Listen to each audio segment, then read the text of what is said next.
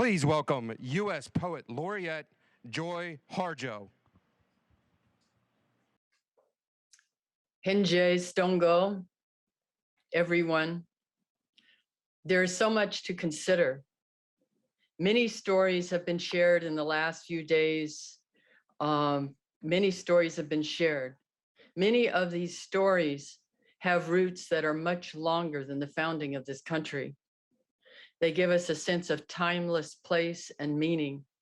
Others are shorter rooted stories born of urgent need, fed by the spark of connections, ideas, and ears that hear. You will need time and silence to carefully step forward in a time that urges us to move faster and faster. Remember, as you return to your home circles at the end of this gathering, to call yourself back. Sit by the fire, listen, ask for help from those who bring inspiration and wisdom. We will find the right way to help in the search for truth, for solutions to navigate the challenges we face of a changing earth. We must garner the foresight in all local and national policymaking to do what is right for all of us who share this home of Iganajaga, or Mother Earth. And so I'm going to read this poem, Eagle Poem. I was thinking about it because this is a summit, is one meaning of the word, and summit is also a highest peak. And we go to those peaks in our imagination, in real time, so that we can get a sense of context to see farther than we can usually see. And of course, the eagle, who birds are messengers, and the eagle is the kind of messenger that brings that kind of context. So I offer this poem to you and for this gathering at a summit in a time when we need our wisest leaders to work together. And I think everyone is ultimately a kind of leader. That's what we're working towards. Eagle Poem. To pray, you open your whole self to sky, to earth, to sun, to moon, to one whole voice that is you. And know that there is more that you can't see, can't hear, can't know, except in moments steadily growing. And in languages that aren't always sound, but other circles of motion. Like eagle, that Sunday morning over Salt River, circled in blue sky and wind, swept our hearts clean with sacred wings. We see you, see ourselves, and know that we must take the utmost care and kindness in all things. Breathe in, knowing we are made of all this, and breathe, knowing we are truly blessed because we were born and die soon within a true circle of motion. Like eagle rounding out the morning inside us, we pray that it will be done in beauty, in beauty. Mado, thank you.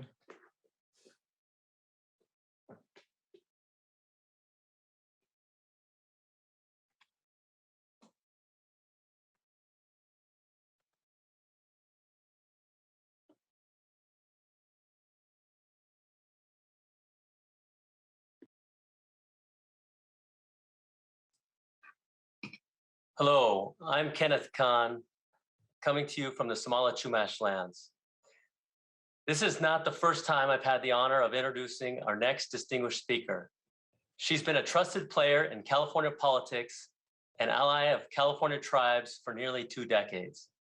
But I'm proud to say this is the first time I've had the honor of introducing my friend as Vice President of the United States, Kamala Harris. We first got to know Vice President Harris during her time as District Attorney of San Francisco. In that role, she came to understand the disproportionate impact of violent crimes and sexual assault in communities of color, including the more than 10,000 urban Indians that live in the Bay Area. As California's Attorney General, she was in a position to do something about it, and she did. Her focus on Native children laid the groundwork to make California one of the most successful states in the nation when it comes to ICWA implementation and support for tribal families. As senator, Vice President Harris was a strong supporter and champion of the Senate Democrats' Violence Against Women Act, including provisions that expanded the role tribal governments play in prosecuting offenses that take place on our lands. And of course, Vice President Harris's work and the work of this administration is unparalleled. Thanks to their leadership, tribal governments secured historic relief for COVID-19. And through the bipartisan infrastructure framework and hopefully the Build Back Better plan, we are finally seeing the kind of investment our communities need to close the health, education, and economic development gaps that have persisted for centuries. Now, it is my great honor and pleasure to introduce Vice President Kamala Harris.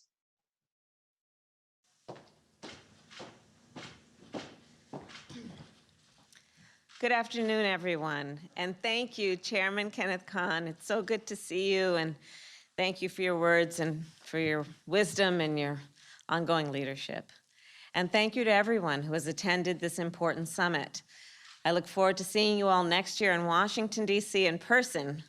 And until then, I thank you for all the work that you have been doing over these many years. We are gathered today at a pivotal moment in our shared history. We are nearly 2 years into the pandemic, and there's been so much loss, lives and livelihoods, and a loss of normalcy. But the pandemic has also presented us with an opportunity. The pandemic has shined a light on the long-standing fractures and fissures in our systems and in our structures. And I believe that we have an opportunity now to transform our nation and build a better future. As you know, yesterday, President Joe Biden signed the Bipartisan Infrastructure Investment and Jobs Act into law. It was a good day. And very soon, it is our hope and expectation that Congress will pass the Build Back Better Act. These two bills are a statement of our commitment as an administration to lift up Native communities and to strengthen the relationship between our nations. Take, for example, high-speed internet. Earlier this year, our administration launched a $1 billion tribal broadband program for deployment, adoption, and planning. Today, I am proud to announce that we are releasing the program's first awards. And with our new infrastructure law, we will invest an additional $2 billion to support broadband projects in Native communities. And here's why this investment is so important.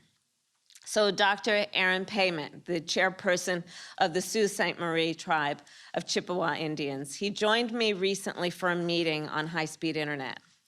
And he spoke passionately about how tribes, quote, and I will quote what he said, how tribes have checkerboard reservations across rural internet deserts. He reported that across his tribe's service areas, nearly 40% lack access to high-speed internet, nearly 40%. And that the lack of reliable access has resulted in a lack of vital services for members of his tribe, especially during the pandemic. Dr. Payment said that tribes are being left behind on this, as well as so many other issues. And that is why this investment is so important. Together, our new infrastructure law and our Build Back Better Act will invest in water and transportation, in childcare and housing in Native communities. Together, these two pieces of legislation will represent the largest investment in Indian country in the history of our nation.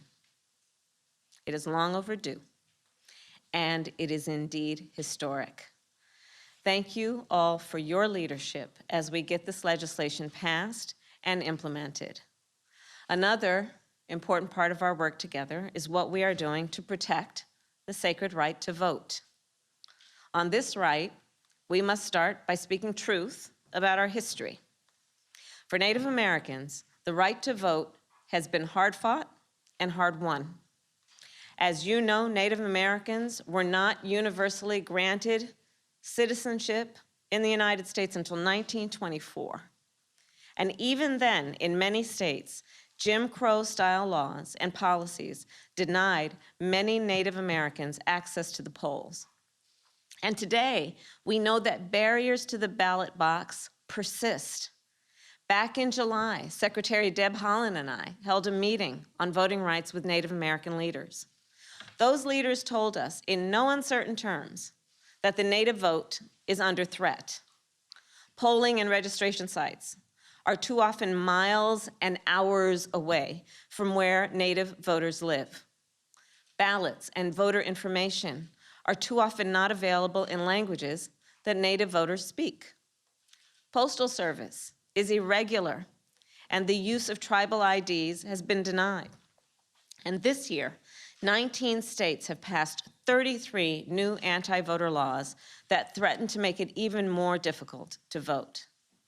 That is why we are fighting, side by side, to pass the Freedom to Vote Act and the John Lewis Voting Rights Advancement Act, which includes the Native American Voting Rights Act. These bills would set a national baseline for voting, such as 2 weeks of early voting, drop boxes in convenient locations, same-day and automatic voter registration. These bills would ensure that all voters, no matter where they live, can vote and have their vote counted. Now, so far, nearly every Senate Republican has refused to even debate these bills. But their unwillingness will not blunt our will. And we will continue to use every tool we have to strengthen the right to vote. Since the very start of our administration, we have been working to ensure that when Americans interact with our government, they will be able to access information about how to register and vote in a language that they speak.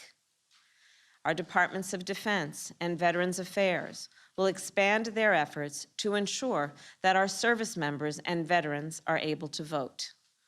Our Indian Health Service will offer patients assistance with voting and voter registration.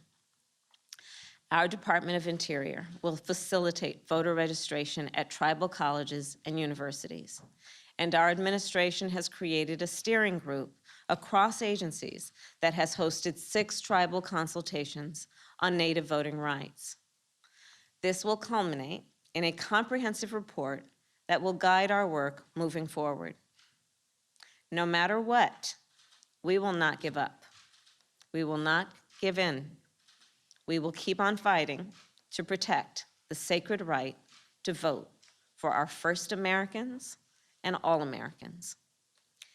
At the meeting in my ceremonial office back in July, I heard from Allie Young. So Allie is from the Navajo Nation, and she's an incredible young leader. Last year, to inspire her peers and to honor the rights that her ancestors fought for, Allie rode to the polls on her horse. And when she explained why, she said that she voted for those who were not here to have their voices counted, all those who had gone before, all those who have yet to come. That is the spirit of the work before us. In this pivotal moment, we have an opportunity to build a better future, not just for this generation, but for the 7 generations to come. So thank you all for joining the inaugural White House Tribal Nations Summit of the Biden-Harris administration. Thank you for your commitment to building a strong nation-to-nation relationship with our administration. And please know that President Joe Biden and I are committed to being a strong partner with you. We believe that together we can build a better future. Thank you again. May God bless you, and may God bless America. Thank you.